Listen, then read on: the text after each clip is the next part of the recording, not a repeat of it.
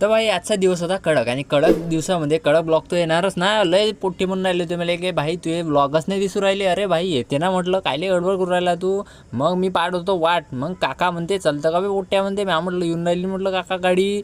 मग आपल्याला भेटले सूरज भाऊ सोबत हँडशेक केला, मस्त वाटलं आणि घड्याळ नव्हती तरी टाईम पाहिला. मग आली आपली गाडी भाई. आता चाललो आम्ही मेडिकल कॅम्पसाठी. दत्ता मॅगीची टीम आहे आणि आम्ही आहे. आम्ही फटकन पोचलो 5 मिनिटात तिथं, कारण का जवळच होतं रेल्वे स्टेशनच्या तिथं. आरोग्य केंद्राचा हा कॅम्प होता. लगेच झाली कॅम्पले सुट्टी आणि पेशंटची एवढी गर्दी का विचारूच नका. आपण पट्ट त्याला काउन्सिलिंग करून टाकलं आणि काम खाल्ला भाई. लवकर सुट्टी झाली आम्हाला.